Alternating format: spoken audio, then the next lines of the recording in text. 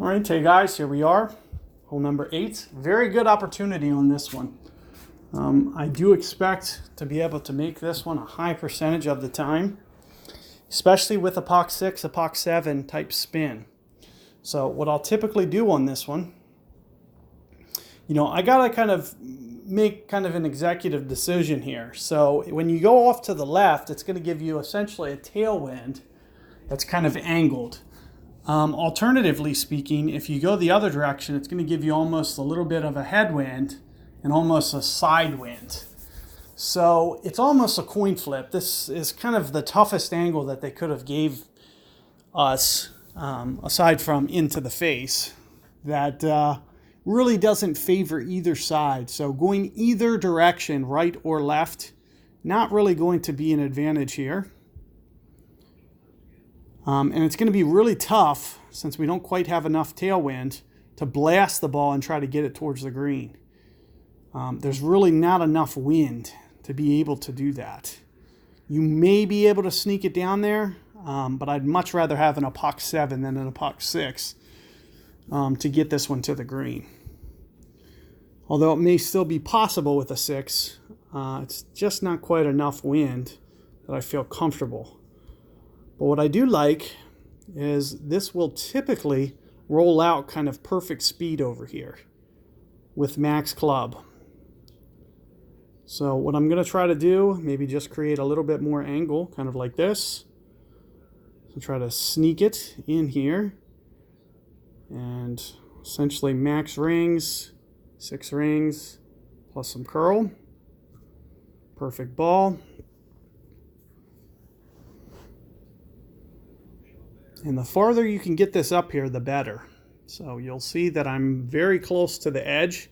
That's exactly how I like to do it. Like I mentioned, it's going to be mostly a side wind, but if you get it up here close enough and can actually set up at min line, you're not going to have to play much wind effect at all. You can see from this angle, you do get a little straighter wind. However, with the tailwind, it actually it becomes a little tough with the tailwind. The ball wants to kind of carry on you a little bit too much, and you're going to need to play a little bit more wind effect because you never can get to min club.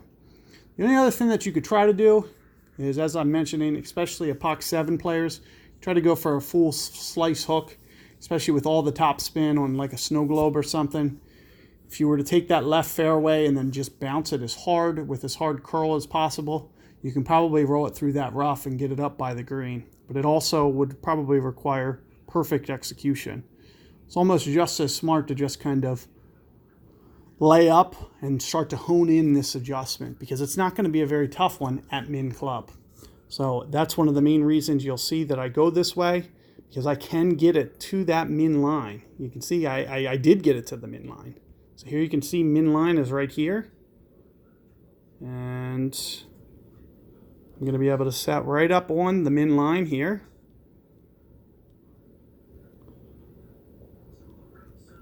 And at the min line, we're essentially not going to have to play much wind effect here at all. So 4 rings is going to be too much. I'm thinking right here, 3.7 rings in this situation, which is very close to min straight up. And perfect ball. Very good chance you're going to be able to hold this one. So it just came in too hot, just barely. I can't believe, because I thought it was a headwind and it really didn't check up like one. But you can see how makeable that's going to be if you can drive it just kind of perfectly to as close as I did, and maybe just get set back maybe 2 more yards.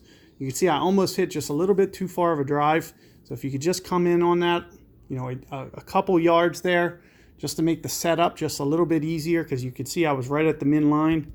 But a very great opportunity, and it's definitely something that you can get dialed in. So good luck there, guys. I'll see you guys on 9.